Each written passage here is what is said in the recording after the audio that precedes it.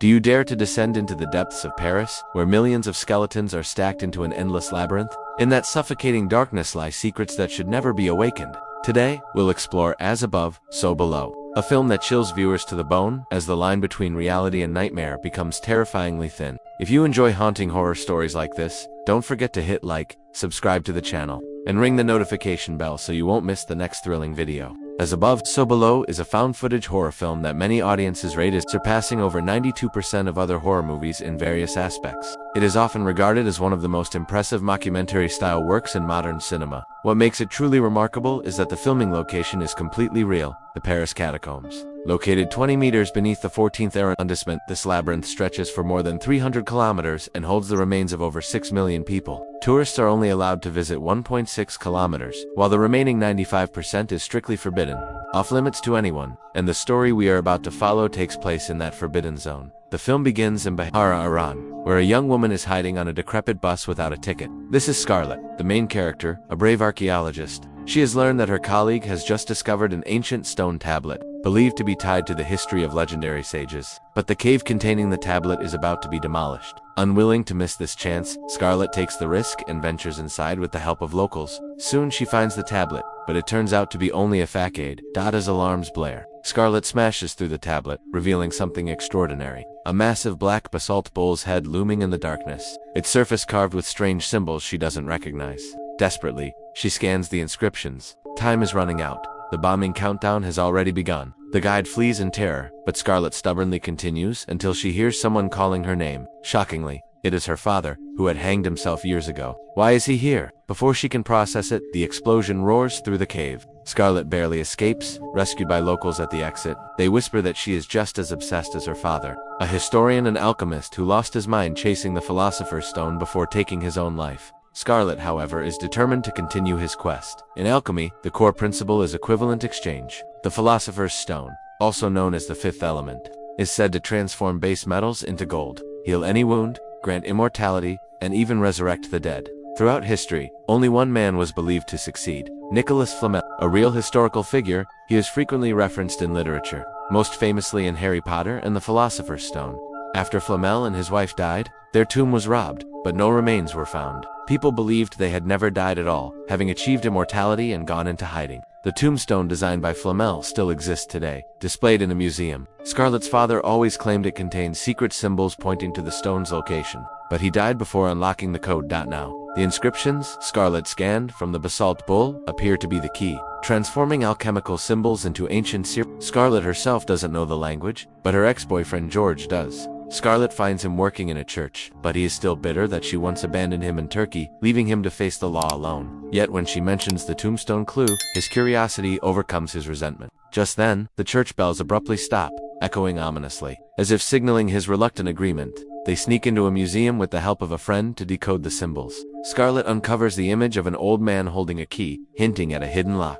Using firelight, she reveals concealed in George successfully translates the message, and, together with Scarlett's father's notes, they pinpoint the Philosopher's Stone's location, a secret chamber beneath Nicholas Flamel's tomb, 370 feet underground, halfway to the fabled gates of hell. Believed to lie at a depth of 741 feet, but how to enter it? Scarlett turns her attention to the Paris Catacombs. Originally abandoned limestone quarries, the tunnels became mass graves during the 18th century plague, when countless corpses were transferred underground. By cross-referencing maps of Paris and the catacombs, Scarlett confirms that Flameless tomb lies inside. She and her crew join a tourist group to find a way in. Even in the public sections, some visitors have died from toxic gases seeping from decayed bones. At that moment, a mysterious young man approaches Scarlett and whispers, if she wants to enter the Forbidden Zone, she must find Papillon, a famed underground guide, at the LA Showcase nightclub. Before she can ask more, the stranger vanishes.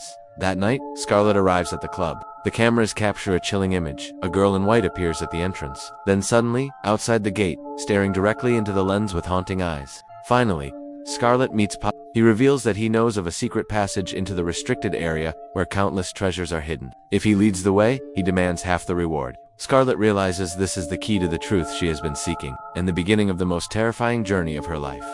At first, Papillon refused, but the moment he heard the words treasure, his eyes lit up. The next day, he and his crew gathered equipment, headlamps, ropes, carabiners, radios, first aid kits. His teammates, Zed and Susie, joined in, and Papillon agreed to guide Scarlett. George, her ex-boyfriend, and Benji, the cameraman, had no choice but to come along. Everyone knew that without a cataphile guide, reaching the forbidden zone was impossible. They crept along a damp trail, crawled past torn barbed wire, and followed an abandoned railway coated in coal dust. Papillon ordered them to switch on their headlamps and keep formation, then led them into a pitch-black side tunnel. At the base of a honeycombed stone wall was a small crawlspace, the belly scraper hole into the restricted catacombs. Each person strapped a pinhole camera to their headlamp. Zed and Susie went first. George froze at the edge, old memories of tight caves rushing back, sweat breaking out across his forehead. While the others urged him on, a police officer suddenly lunged from the shadows and tackled Pap. Chaos erupted. No one understood why an officer would be down here, but panic drove them into the hole. Even George, reluctant as he was, had to dive in or risk being caught. Papillon, last in line, tossed a smoke bomb to seal the entrance behind them. Their retreat was gone. George strapped on his light, clutched the camera, and accepted that there was no turning back. The first passage was covered in layers of graffiti, old and new. They crawled through a low pipe, dropping into a murky stream. The deeper they waded, the colder the air grew, soaking their clothes. At the end of the stream flickered a freshly lit candle. Someone had just been here. Moments later, eerie chanting echoed through the stone vaults. The camera swept across an underground chamber where a choir sang in unison. Their leader turned and stared directly at the lens. It was the pale woman in white, expressionless eyes locked onto the camera. Benji pretended not to notice, and the group trudged on until they reached a narrow bone-lined fissure. Coffin-like in shape, barely wide enough to squeeze through. Scarlett believed it was the corridor to the secret chamber. Checking the map, she spotted another blocked passage nearby, one that would shorten their journey by hours. But at the mention of it, Papillon's face went grim. That tunnel was cursed. Years ago, one of his crew, Latope, had lived underground for years, knowing nearly every inch of the catacombs. Yet even he never dared enter that hole, whispering only, "There's something terrible inside." One day, Latope went in anyway. He never came back. Papillon swore he'd never touch that path again, unless treasure was on the line. Scarlett, unwilling to lose her seasoned guide, conceded and followed Zed through the twisting bone passages. But when Benji tried to squeeze through, panic struck. Phantom hymns filled his ears. The walls pressed in like a coffin. The team yanked him through just as the ceiling behind them collapsed, burying their way out. Worse still, the rubble revealed a hole, the very passage Latope once entered. The safe route was gone. To survive, they had no choice but to take the cursed path. Scarlett pushed aside the rocks and forced herself in first. The others followed, one by one. Strange things grew more frequent. Graffiti marked with Papillon's own symbol appeared on the walls, yet he swore he had never been here. Suddenly, a shrill telephone rang out in the dark. They traced it to a crypt-like chamber where a dust-covered piano sat in the corner. George froze. As a child, he and his brother had owned the exact same model, right down to a broken key that left their favorite song unfinished. He pressed the key. It stuck, broken, exactly like his old piano.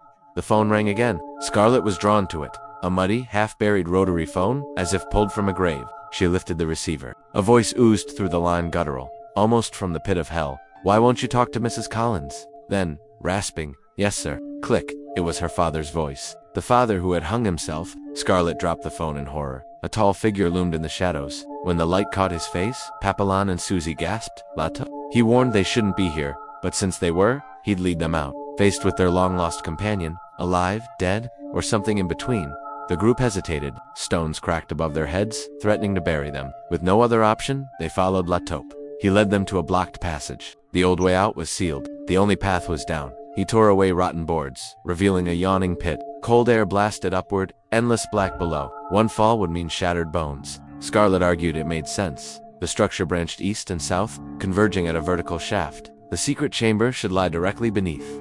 One by one, they clipped their ropes and descended. Benji nearly fell when his main rope slipped, tearing his palms as he clawed at the safety line. Blood dripped, but Scarlett patched him up quickly. They pressed on through a narrow channel where sound itself vanished. Voices swallowed into silence, until a deafening roar split the void. Accompanied by a flash like the silhouette of a child. "There can't be children here," someone whispered. Latope muttered darkly. "Don't ask what it is. Ask who it is." No one listened. Soon, they reached a dead end. A sealed stone door. Papillon snapped, accusing Latope of leading them astray. Panic thickened. But George noticed something carved into the wall. A wide eagle with outstretched wings. He recalled a clue tied to Nicholas Flamel, the truth behind the brow. Scarlett spotted a scarab carving nearby. In ancient Egyptian burials, the scarab symbolized rebirth and was often tied to hidden mechanisms. She examined the recalling the Ptolemaic tunnels, designed with living doors and death doors. Shift the wrong stone, and the ceiling would collapse. Move the right one, and the passage would open. The Ptolemaic dynasty followed geocentrism, the earth at the center, heavens revolving around it. This matched a second alchemical riddle. Under the dominion of the heavens, George made the connection. The planetary tree, the ancient order of celestial spheres. Counting carefully, he identified the seventh stone. Scarlet took a deep breath. Move this one. They heaved together. A sharp click, the wall shuddered, then slowly parted, revealing a gaping black corridor. Before them stretched a path descending deeper, toward the secret chamber, or perhaps another circle of hell. No one spoke. Headlamps glowed, ropes tightened. Step by step, they descended into the darkness. Behind them, their way back was sealed forever. Ahead, only courage, memory of alchemical symbols, and the ghosts of their past remained. And as the new threshold opened, they realized this treasure hunt was no longer about gold. It was about confronting their deepest fears within themselves. What will happen next? Let's wait for the next video. Don't forget to like, share, and subscribe if you find it an interesting video. See you soon.